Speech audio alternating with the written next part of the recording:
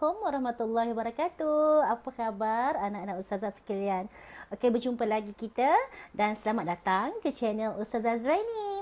Alhamdulillah, hari ini anak-anak juga dapat berkesempatan dengan Ustazah untuk satu lagi tajuk pembelajaran PDPC kita, iaitu Pendidikan Islam tahun 3, yang mana bidang adab iaitu jaga adab tidurmu. Kan? So hari ni Ustazah nak kongsi sama-sama dengan anak-anak Ustazah di luar sana berkenaan dengan adab tidur. Okey? Apa kata, jom kita masuk kelas Ustazah.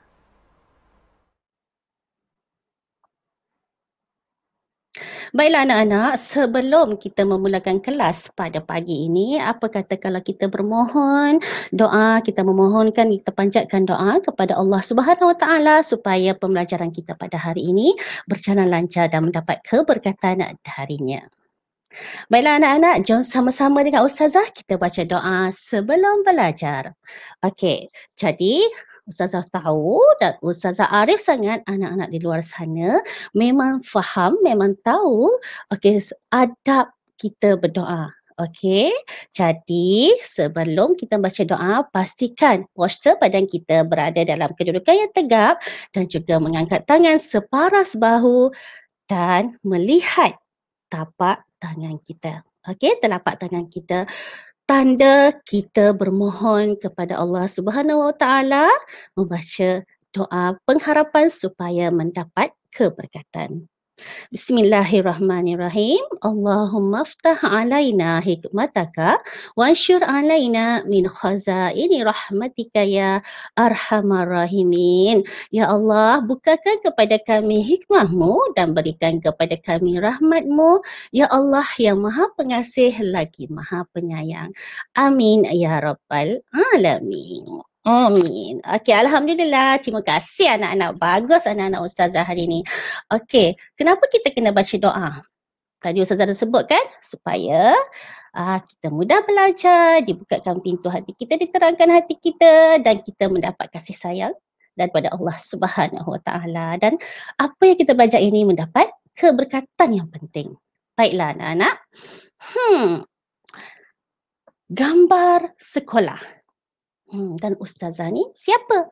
Alah, dah tahu dah, dah nampak dah nama Ustazah. Ya, bagus anak-anak ni memang cukup pandai. Baiklah. Okey, sebelum tu, okey, inilah Ustazah dan ini sekolah Ustazah. Baiklah anak-anak, nama Ustazah ialah Ustazah Azraini binti Zakaria dan Ustazah merupakan guru pendidikan Islam di Sekolah Kebangsaan Meru 2, Kelang. Tak tahu kat mana? Ini sekolah Ustazah berada di negeri Selangor dan Ustazah mengajar di negeri Selangor. Okey, baiklah. Tentu anak-anak semua tak sabar untuk bersama-sama untuk melihat apa yang kita nak belajar pada hari ini kan? Baiklah. Tantarang. Okey. Baju tidur? Menarik. Bersamaan dengan katil. Ada baju tidur, ada katil. Apa agaknya tajuk kita pada hari ini? Bila dah berbaju tidur dan nampak katil yang dipaparkan, mesti kita akan terfikir. Mesti tajuk ini ada kaitannya. Tak kalah pakai baju tidur melompat di atas katil. Tidak logik. Baiklah anak-anak, pada hari ini kita akan belajar berkenaan dengan adab tidur. Pandai anak-anak. Okey, semua akan dapat membayangkan apabila ada baju tidur dan apabila ada katil. Kerana dua perkara ini sangat sinonim dengan kita. Kenapa? Selalunya inilah pakaian kita apabila kita nak masuk tidur atau apabila dah pun malam. Baiklah anak-anak. Objektif pembelajaran kita pada pagi ini anak-anak, okey, Ustazah harap anak-anak dapat bersama-sama dengan Ustazah memberi tumpuan pada pembelajaran kita pada pagi ini. Yang pertama, di akhir pembelajaran nanti, anak-anak akan dapat menyebut amalan sebelum tidur. Yang kedua, Menyenaraikan apakah amalan-amalan selepas tidur, selepas bangun tidur. Dan yang ketiga, dapat menyatakan dalil nakli adab tidur. Ada dalil juga rupanya ya. Ada anak-anak, setiap apa yang kita lakukan pada hari ini semasa kehidupan kita, semuanya ada di dalam Al-Quran, Sunnah dan juga dalil akal. Baiklah anak-anak, kita pergi kepada slide yang pertama. Apa agaknya yang Ustazah nak bagi tahu kepada anak-anak apabila lihat gambar ini? Ya, pertama kita akan pergi kepada amalan sebelum tidur. Ustazah tahu dan Ustazah sangat arif dengan amalan anak-anak. Tetapi setiap manusia itu ada satu sifat, iaitu sifat lupa. Betul tak? Walaupun kita dah selalu amalkan, tetapi ada benda yang kita terlupa untuk kita laksanakan sebelum tidur. Agaknya apa agaknya amalan sebelum tidur? Baiklah, kita akan lihat satu persatu.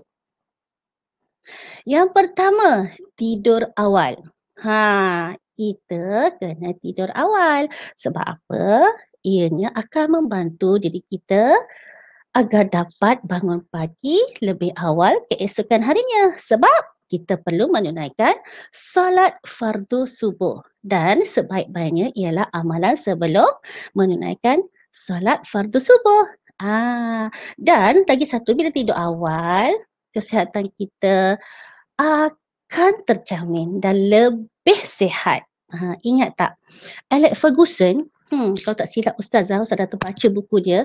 Alex Ferguson, pengurus pasukan Manchester United. Ustazah bukan peminat MU, Ustazah bukan peminat bola, tetapi Ustazah pengurus pasukan Vipers FC. Alex Ferguson ni dia bangun lebih awal daripada biasa.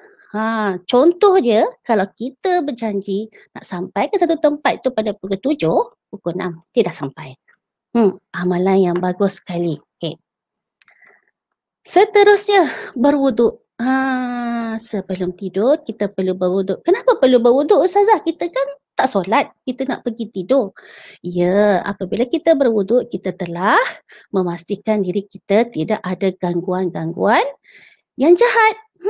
Anak-anak, syaitan itu akan mengganggu kita di mana sahaja. Ada setengah orang kata, Ustazah, saya mimpi yang buruk lah Ustazah. Sebab apa? Alah, tak basuh kaki lah tu. Kenapa pula? Kerana tidak berwuduk. Baiklah, yang seterusnya. Mengibas tempat tidur. Sejauh mana dan seramai mana anak-anak Ustazah ni mengibas tempat tidur? Kenapa perlu kibas tempat tidur? Okey, ini adalah amalan yang dibuat oleh Rasulullah sallallahu alaihi wasallam. Ustazah nak kibas dengan apa? Ada yang tanya kan? Kita kibas dengan selimut boleh. Kan selalunya ini adalah amalan Ustazah lakukan setiap malam. Ustazah ambil je selimut, Ustazah kibas. Kita mengharapkan supaya kita dapat tidur dengan selesa. Dan yang paling penting, kita hendak rehatkan badan kita.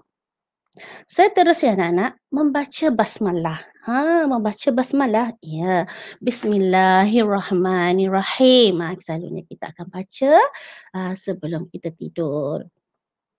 Seterusnya, tidur mengiring sebelah kanan. Ni kan lampung kanan. Ada orang, dia cakap, tak boleh lah Ustazah. Kalau saya tidur kanan, saya rasa tak selesa. Saya suka tidur belah kiri. Selalunya kanan itu lebih utama daripada yang kiri. Dan ini juga amalan Rasulullah sallallahu alaihi wasallam. Okey. Dan untuk makluman anak-anak juga, salah satu ini yang Ustazah perasan pada diri Ustazah. Kita share ya. Ini adalah benda betul. Ustazah tidak akan dapat tidur dengan lena, Ustazah tidak akan dapat tidur dengan nyenyak apabila Ustazah tidur di sebelah kiri. Kan sebab sunnah. Tidur di sebelah kanan, mengiring di lambung kanan. Kan? Kalau Ustazah tidur terlentang, macam tu kan. Ustazah tidur macam tu, Ustazah rasa ada sesuatu yang telah menindih Ustazah.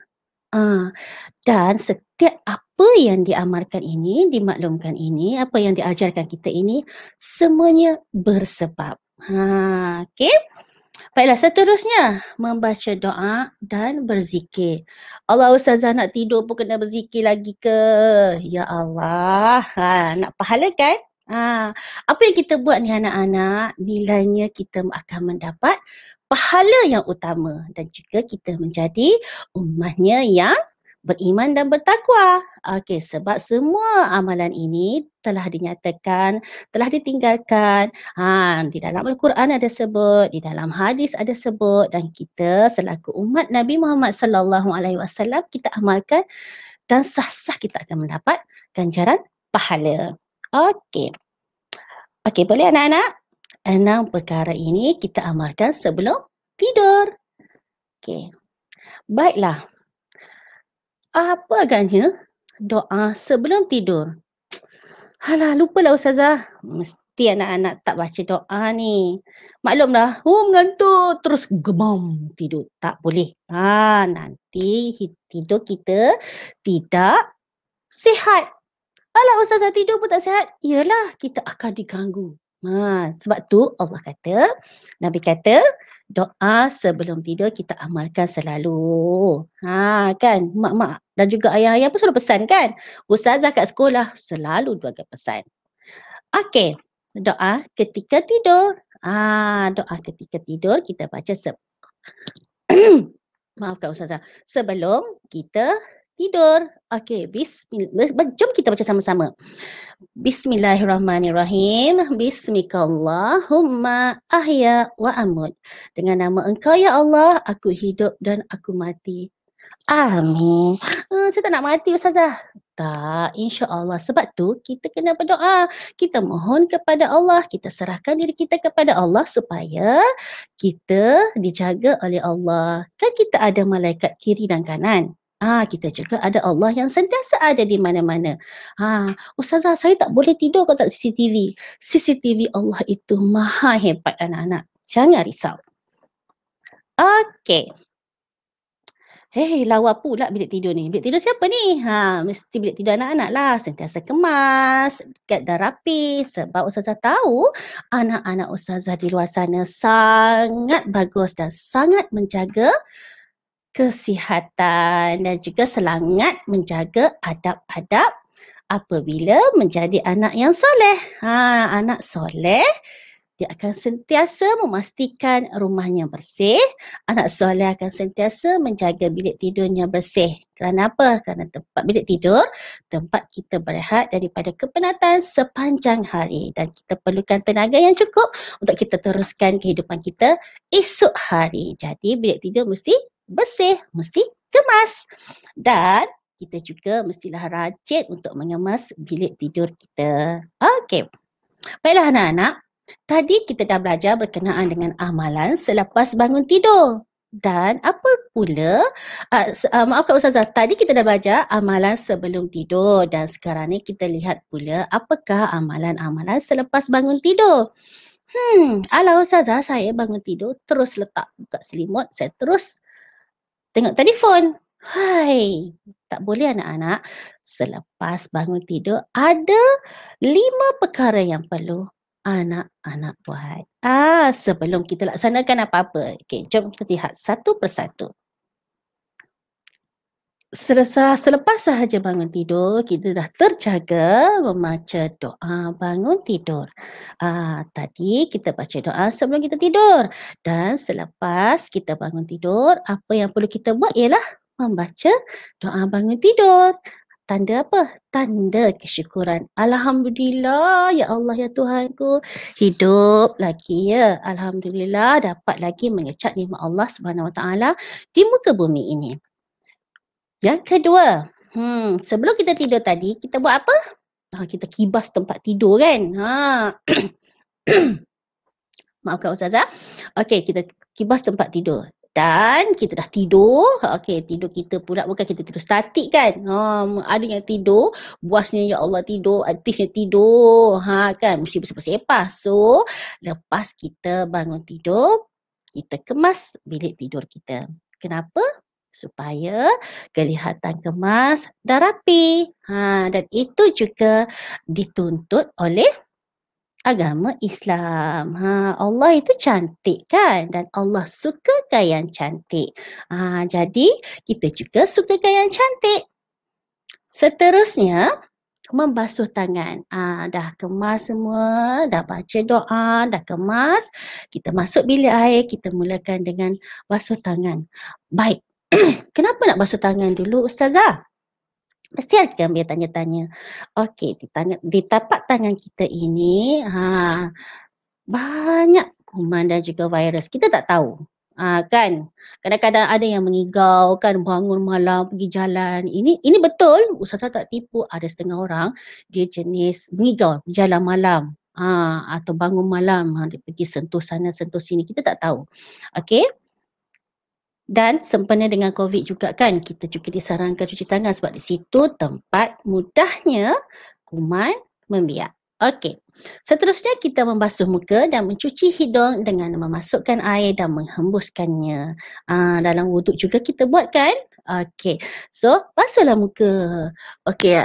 Kalau yang gegar-gegar tu lah kan. Kalau gegar-gegar, kalau mak-mak basuh muka, kakak-kakak akan bangun basuh muka, cuci muka dengan pencuci muka.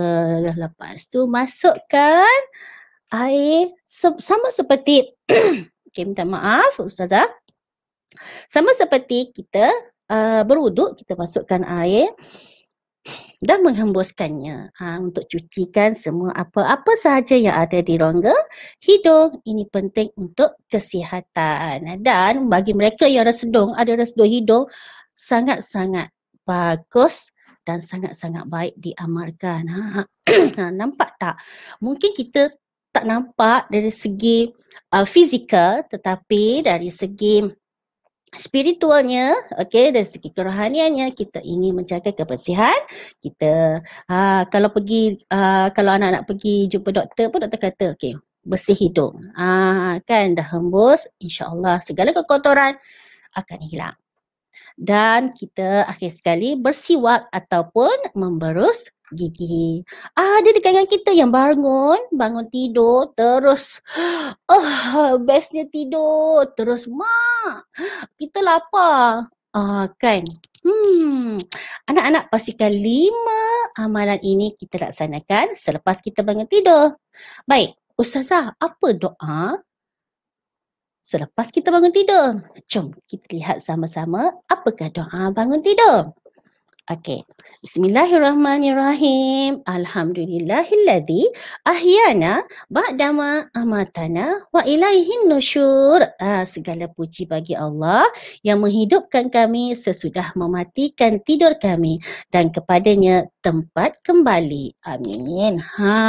Anak-anak, kita tidur ni ibarat kita orang kata ini yang selalu arwah mak, arwah abah Ustazah pesan. Tidur ni, dia selalu cakap, tidur ni dah adik-beradik mati tahu tak. Maknanya kita tak tahu sama ada kita akan bangun esok hari ataupun tidak. Jadi sebab itulah kita kena baca doa, sebab itulah kita kena berzikir. Ya, tiap-tiap malam ya anak-anak, Ustazah ingin kongsikan bersama dengan anak-anak amalan yang selalu Ustazah pesan pada anak Ustazah, pada anak murid Ustazah dan Ustazah sendiri. Setiap malam baca Al-Fatihah, baca 3 qul, baca syahadah ya, syahadah iaitu asyhadu an la ilaha illallah wa asyhadu anna Muhammadar Rasulullah. Sebab apa kita tak tahu sama ada kita ni tiba-tiba yalah na'udzubillah lah kan, mati dalam tidur. Sekurang-kurangnya kita telah mengamalkan segala-galanya, yang mana kita baca doa, kita berselawat, kita baca syahadah dan sebagainya. Okey, dan Ustazah selalu amalkan subhanallah wa bihamdihi subhanallahil azim. Itu selalu Ustazah amalkan. Dan itulah orang kata menjadi pegangan supaya kita tidur dengan penuh keselesaan, penuh tenang sebab kita nak bangun esok hari. Dan bila kita bangun tidur, kita amalkan doa bangun tidur kerana kita mengucapkan syukur, terima kasih ya Allah kerana telah membangunkan kita dan telah menghidupkan kita sesudah mematikan kita. Allah pun dah cakap kan, sudah mematikan, maknanya tidurkan kami. Kita dah kira macam mati sekejap. Tiba alhamdulillah, ya Allah, itulah selalu setiap hari Ustazah, ya Allah, alhamdulillah hidup lagi. Kan? Alhamdulillah, syukur kepada Allah Subhanahu Wa Taala. Okey, jadi apabila kita ingin mengucapkan rasa terima kasih, rasa syukur kita, hendaklah kita membaca doa. Okey. Baiklah anak-anak. Tiba-tiba keluar maksudnya. Ini berkenaan dengan apa pula ni? Okey, so kita akan lihat dalil naklinya. Ingat tak anak-anak? Mesti anak-anak ingat kan? Okey, ini adalah dalil nakli yang menunjukkan bahawa kita perlu melaksanakan dan juga menunaikan amalan-amalan sebelum tidur dan juga selepas bangun tidur. Okey, ini doanya. Doa pula. Ini dia dalilnya. Mungkin minta maaf. Qala Rasulullah sallallahu alaihi wasallam, "Idza ataita madja'aka fatawadda' wudu'aka lis-shalah, thumma taji' ala shikkikal ayman." Kan? Ini adalah dalil daripada riwayat Al-Bukhari dan juga Muslim yang bermaksud apabila engkau hendak tidur, maka hendaklah berwuduk terlebih dahulu sebagaimana wuduk untuk solat dan kemudian berbaringlah mengiring di sebelah kananmu. Lampung kanan, orang tua cakap lampung kanan. Tiba di sebelah kanan. Dalil mudah dimaklumkan kepada kita bahawa berwuduk dan juga berbaring inilah adab yang kita perlu amalkan. Nak tidur mesti ada adab-adabnya dan kita amalkan adab-adabnya sebabnya dalil nakli pun menunjukkan bahawa kita naklah melaksanakan dan juga menunaikan tanggungjawab kita dengan mengamalkan adab sebelum tidur. Kan? Dah nampak terang-terang dah berwuduk. Sebagaimana kita nak wuduk. Kita solat dan juga berbaring di sebelah kananmu. Kan? Susah ke? Tak susah. Dan sebenarnya anak-anak, apabila kita menjaga adab-adab kita ni dengan secara tak langsung, kita disayangi dan juga diredai Allah Subhanahu Wa Taala. Dan jika kita sentiasa mengamalkan setiap adab-adab yang telah diberikan kepada kita, insya-Allah kita menjadi anak dan juga insan yang beriman dan juga bertakwa. Apa yang kita nak adalah pahala kita di dunia ini hanyalah sementara dan kita berada di dunia ini, kita kutiplah sebanyak mana amalan pahala yang dapat untuk kita bawa bekal di dunia kita yang abadi di sana nanti. Kan? Takut pula Ustazah kan? Tak payah takut. Itu adalah benda hakiki. Sebab kita tidak tahu, ya anak-anak kita tak tahu sama ada kita masih hidup esok hari ataupun pada malam ini ataupun mungkin sekejap lagi, kita tak tahu ya. Jadi semuanya kita berserah kepada Allah dan kita ikut segala sunnahnya, kita ikut segala perintahnya dan apa yang dibawakan oleh Nabi Muhammad sallallahu alaihi wasallam. Baiklah anak-anak dah belajar dengan Ustazah tadi. Sekejap ya Ustazah. Ya, bila kita belajar macam itulah, sekejapnya rasa kan. Itu tandanya anak-anak fokus dan anak-anak bersama-sama dengan Ustazah dan itu tandanya kita telah mendapat keberkatan dari Allah Subhanahu Wa Taala untuk pembelajaran kita pada hari ini. Baiklah. Apa ya anak-anak? Rumusan dan juga kesimpulannya.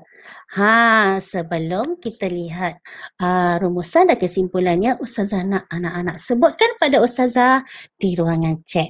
Anak-anak boleh sebut. Atau ada anak-anak di kalangan anak-anak di luar sana nak bersama-sama dengan Ustazah di atas stage.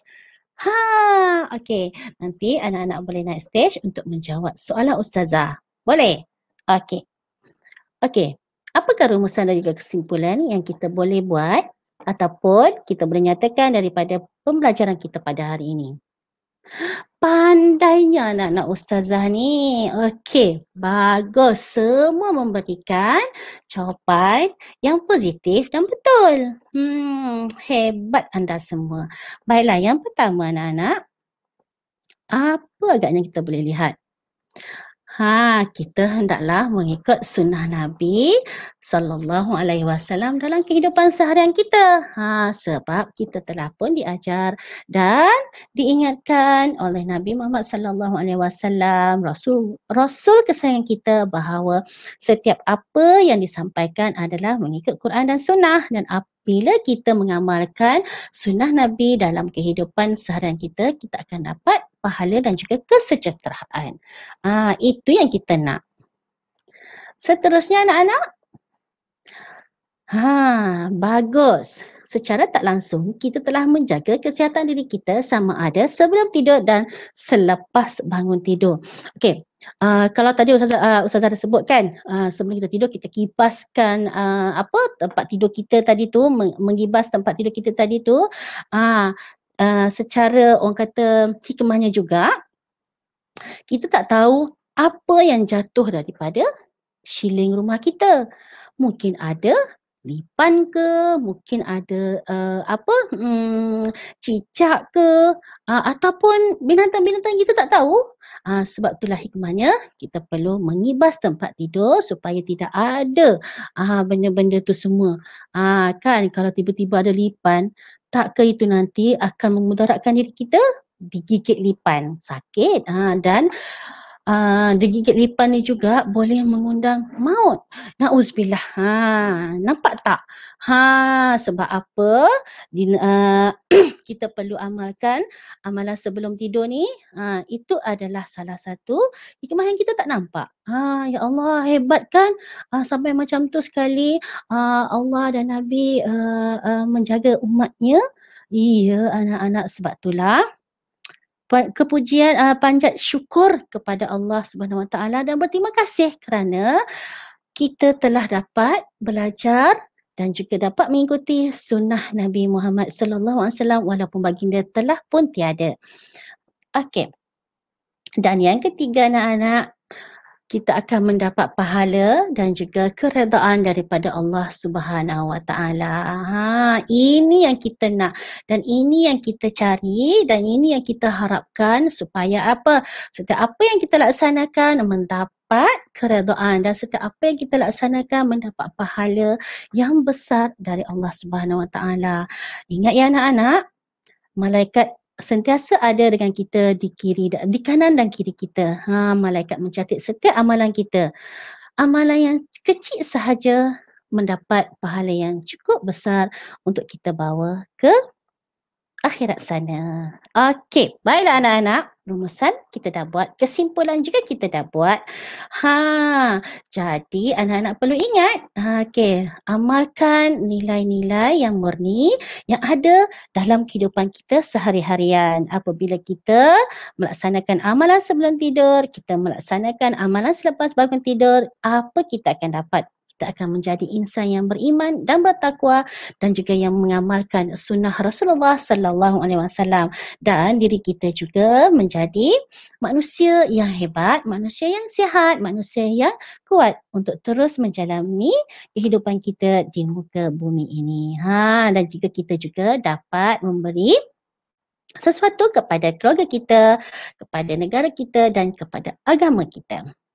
Jadi semoga apa yang kita belajar pada hari ini dapat diamalkan dalam kehidupan kita semua. Ustazah mohon undur diri, jaga diri, stay at home dan jumpa lagi. Okey. Dan terimalah terimalah flying kiss dari Ustazah untuk anak-anak kesayangan Ustazah di luar sana. Okey, wabillahi taufiq wal hidayah.